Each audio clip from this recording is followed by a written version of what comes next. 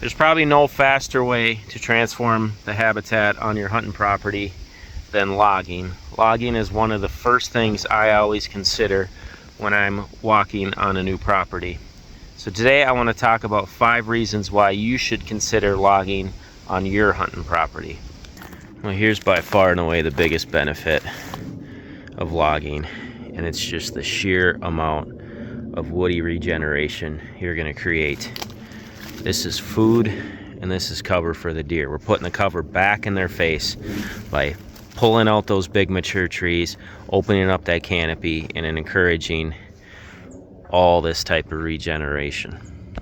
And look at this. This spot is loaded with rubs. They're all over in here. Bucks love rubbing these young aspen shoots right there. But this is wide open spaces before. We pulled out the aspen, and now we got cover back in the deer's face. And being able to create this and to not have to do the work yourself to create this is just a no-brainer to me. And these spots are locations. A woodlot like this is something that just didn't hold deer before.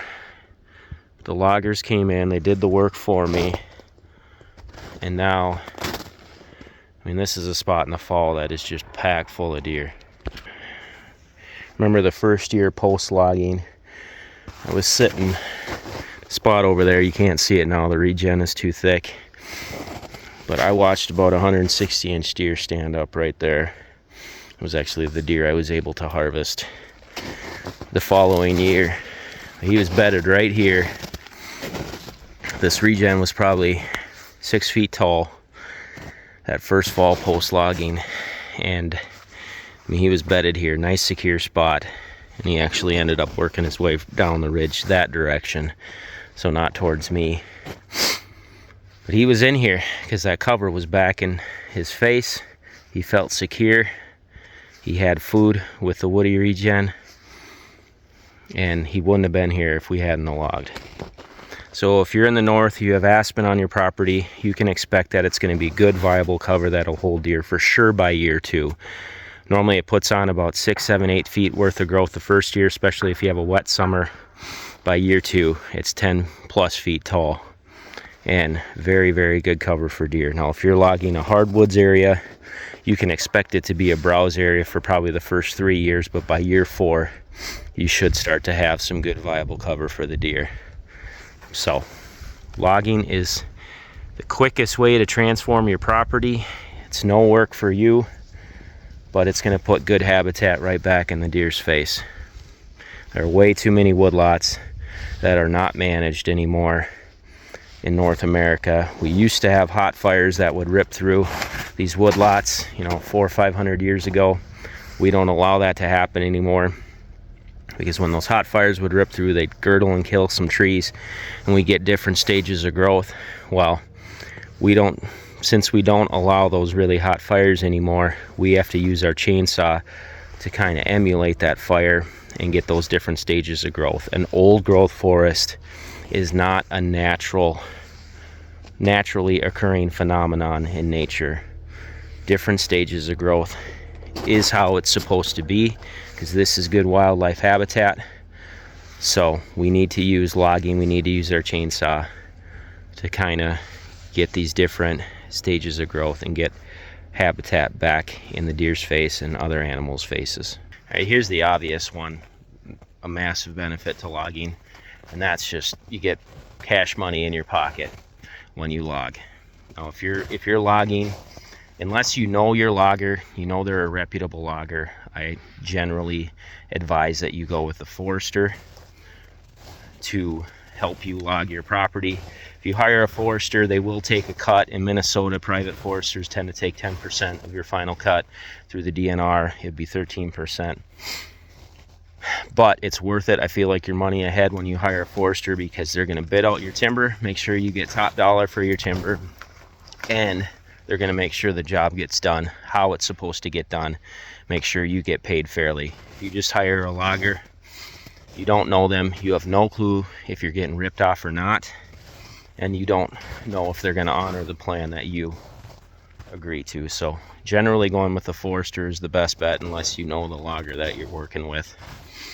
But getting that money in your pocket, being able to pull some value out of your land, allows you to be able to roll some of those funds back into other habitat improvement projects you may want to do on your property, or maybe buy a nice tower blind, enclosed blind that you can set up on the property, make your hunting a little bit more comfortable, easier.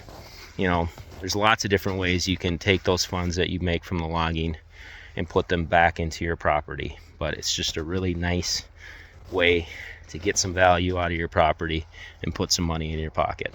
Another big one for logging is when you are able to get the mature trees out of the way, then you're able to take the junk that's left and manipulate it and cut in the bedding how you want it cut in. So in this spot you can see a lot of aspen regen popping. We took the aspen out of here. I had some ash, some box elder, ironwood, things like that left, and I was able to come in and cut this bedding in exactly how I wanted to cut it in. You can see, as in all my bedding areas, lots of buck sign in here. But with getting the mature trees out of the way, I had less cleanup that I needed to do. I actually got some money for those trees, and I could come in and I could cut these trees that were left, like that box elder, exactly how I wanted to, and design the bedding exactly how I wanted to set it up.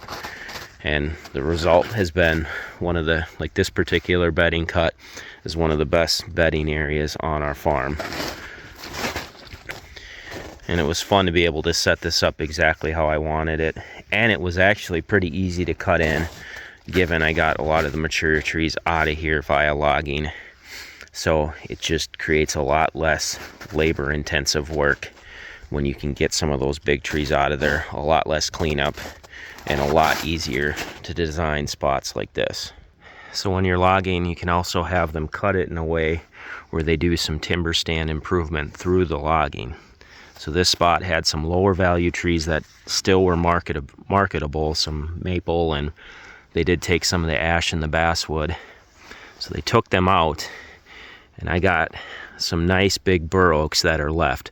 So we're able to open up the crowns of these bur oaks so that they can kick out some more acorns for us and still get a little bit of money out of these low value trees. So we improve the overall health of the woodlot by taking out the low value trees. We have the potential for some oak regeneration because you can see the treetops that are down on the bottoms here. What happens is those acorns will drop into those treetops. They act like seclusion cages, and we have a chance to get those young oaks past the deer browse. So we can maybe potentially get some oak regen in here because we have full sun coming into this area. But if anything, we gave those oaks a real chance to be kicking out some serious acorns by getting these other trees out of this area. So the loggers did the TSI work for us, and now we have big, beautiful, healthy oaks still standing in this area.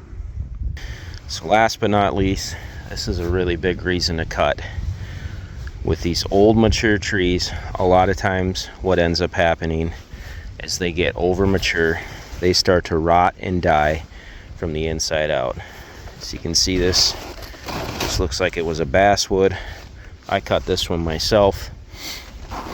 And what happened is this tree got over mature and started to die from the inside out. You can see down there that there's not much value in this tree, because what the loggers have to do if they come into a spot that has these old overgrown trees is they'll cut them down, but then they have to waste their time sitting cutting probably about a foot at a time off of that until they finally hit a spot where it's not rotten anymore. So you're losing value because this is not worth anything to a logger. So a tree can hit a point of diminishing returns.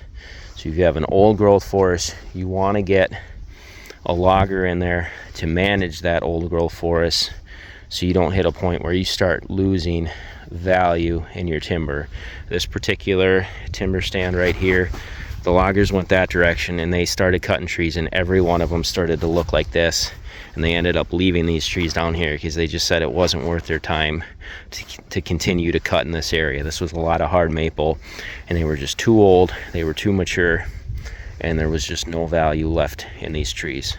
So if you sit and hem and haw about logging each year that you wait to log, this can happen on your property, and you'll actually lose that value in your timber. Whereas if you get on it and you manage your woodlot through or with logging, you're gonna actually be able to pull some value out of your property and not lose money. See, this, too much of this, you're losing money. Trees need to be managed. They're a renewable resource, just like anything else that's growing. This is a renewable resource, but it needs to be managed. If you have mature trees on your property, I would definitely consider using logging as a habitat management tool, especially if you're a big deer hunter. You know, this is how we get habitat back in the deer's face. If you live in Minnesota, my advice to you would be to contact your local DNR forester, have them out. They will give you a free consult. They'll come out and they'll tell you whether or not you have enough timber value on your property to get a logger out there. And that's totally free. Now, if they set up the timber sale, that's where the fee kicks in, but they can at least walk your woods with you and let you know what you have. I've gotten to know my DNR forester really well. Phenomenal guy, phenomenal resource. I'm constantly picking his brain and checking in with him about different questions regarding timber management and logging. So get to know your DNR forester, have them out, see if you have value on your property, and consider logging, because this is the one tool. Like, I consider logging before I consider anything else when it comes to timber management. Well, I shouldn't say that. If I have invasives, we're going to take the invasives out before we log. Don't log if you have thick invasives, because you're just going to perpetuate that invasive species problem. But once my invasives are managed, then I'm looking at logging, because that's where we can get some value out of the property, get some habitat on the ground, and then post logging is when I go in and do my own forest stand improvement work with a chainsaw. So logging's a great tool. A lot of reasons why you should consider it. Hope you found this video helpful. You all take care. God bless.